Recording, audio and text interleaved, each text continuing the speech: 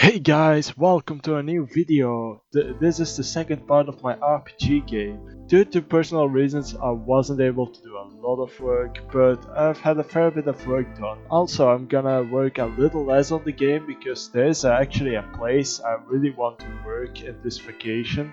So I really have to school myself in JavaScript.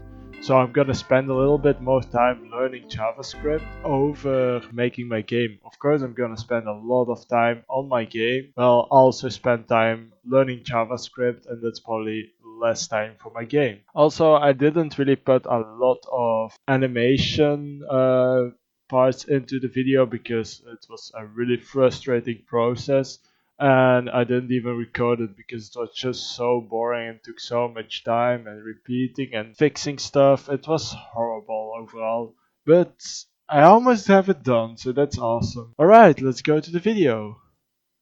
So I started off day one with making a simple start scene. I was basically just gonna have some buttons and some text.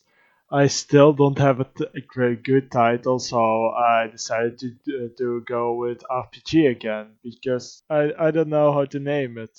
So yeah, if anyone has an idea of how I can name my title, or like how I can title my game, please tell me in the comments. I would really appreciate it, and I would probably use it because I'm really bad with names. So I started with the start scene, added some buttons, added some text. After that, I wanted the background to move a little with the mouse. So basically, when I go to the left, the background goes to the left, and when I go to the right, the background, of course, goes to the right.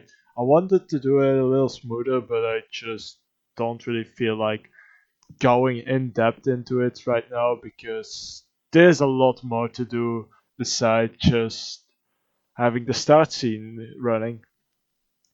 After that, I implemented a scene loader. That's basically a thing. I can press a button and the next scene opens. It basically loads between the different scenes. So let's say from start scene to the actual game. And when I die in the game, it goes to game over. Simple stuff like that. After that, I finished it. I added some nice music. The music, you can find the music into the description. It will sound a lot better than in the game, but that's because the file extension it used wasn't available in Unity. So I basically had to convert it into MP3, and it isn't as awesome as it was given to me. So if you want to hear the real version, it's definitely worth listening to. It sounds awesome. So yeah, definitely check that out. Alright, so about day 2, I don't really have a lot to say. I basically made some smoother lighting for the fire, so the light is basically moving a little, and I implemented some particles. That's all for day 2. I probably didn't really feel like doing anything. Then on day 3, I created a weapon you could pick up. With that, a lot of visual bugs came. So I also fixed the visual bugs, and after that I listened to a Q&A while doing a little camera stuff. But yeah, I was basically just listening, but I actually got to talk with one of the, in my opinion, greatest Unity instructors ever. So I was really happy that I got to talk with this guy. Alright, now a little bit more lazy. At day 4, I did nothing at all. At day 5, I started with making a simple AI, and I was planning on finishing it, but then my best friend showed up and he was like, okay, Dan, I want to play.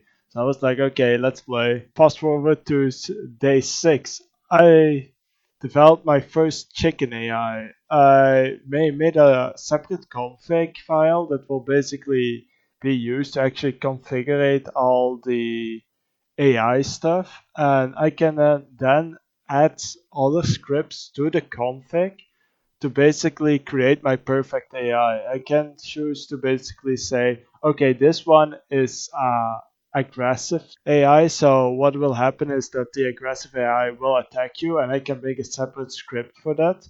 But let's say for a chicken who isn't aggressive, I won't need to add that script to it. So I'm basically making very flexible AIs. So if I happen to have someone who actually wanted to work with me on this project as a artist and a content developer and stuff, he can actually just drag and drop scripts and add an AI without having to code anything, without having to worry about any glitches. I'm making that kind of code and I'm really proud of what I'm making over here. Also, at day 7, I just refactored my code again to make it a little bit better again. I'm like really focusing on making my code as smooth as possible because, like I said in the last video, I really want to show this code to companies where I can get a student job or a job, so I actually have something to show, something to prove that I'm actually capable of writing great code. Alright guys, that's the end of my video. I hope you enjoyed it. If you liked it, please leave a like. If you dislike it, you can always dislike, but please tell me in the comments what I can improve. Also, I'm having a feeling my videos aren't really that interesting, so if you have any feedback on how I can make my videos more interesting, you can always comment in the comment section below or message me in private. I also have a Discord server. Right now it's kind of dead, but I can guarantee you if you or anyone talks in there, I'll always try to respond. You can ping me. I want a live Discord server, but right now I just don't have the people that want to talk in the Discord channel. So if you want to be part of this community, you sure can. Please join me over there, and I'll see you in the next video. Trying to get a devlog every week. Not sure if I can keep it, but we shall see. Bye. Thanks for watching.